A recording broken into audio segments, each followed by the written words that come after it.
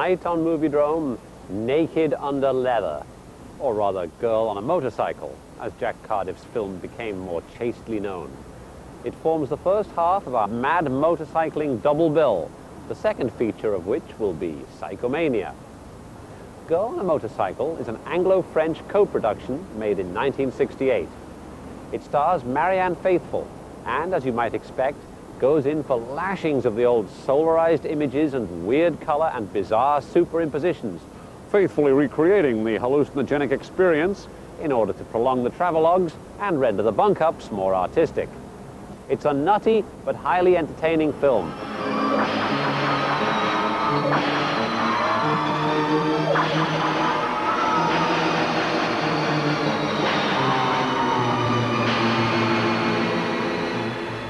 Jack Cardiff was a noted cameraman. He shot Black Narcissus, The Red Shoes, African Queen, and Rambo 2, along with many other pictures.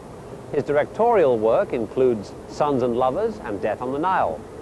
He certainly provides some exhilarating motorcycle sequences, as our heroine, or her stunt double, rides an enormous Harley-Davidson electric glide across the Franco-German border to see her intellectual biker boyfriend, played by Alain Delon. Enthusiasts will also be pleased to know that in a flashback, Alain teaches Marianne to ride aboard his Norton.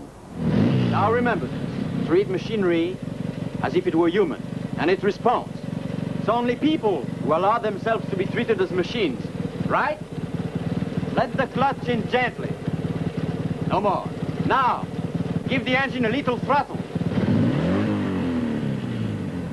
Girl on a Motorcycle is so mad, so over the top, that it's hard to rationally describe or criticize. There are moments of sublime madness, as where Cardiff cuts from an exciting bike-in exterior to an overhead shot of a bowl of bubbling fondue. It's so insane, there has to be a real intelligence behind it. I have no identity. Lost forever in you, Daniel. A randy bitch permanently on heat. That's what you want, isn't it? You don't care, do you? You're a sadist, my darling, a magnificent sadist. You're a bastard! Bastard! Bastard!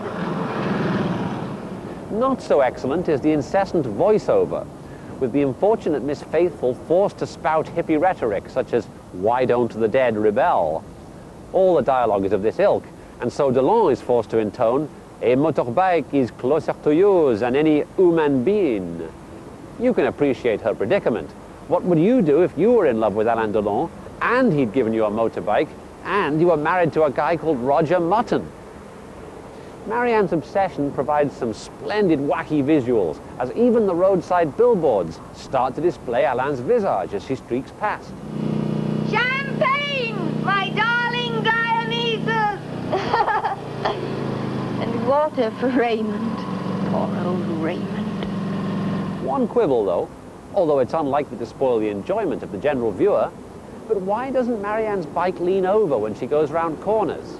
It does on the wide shots, where presumably she's being doubled, but on all the close and medium shots of her riding, she and the bike remain bolt upright at all times, the way Sid Vicious did on his Triumph in The Great Rock and Roll Swindle, almost as if they weren't really riding the motorcycle at all, but merely sitting on it on a platform, or holding a pair of handlebars in the back of a pickup truck.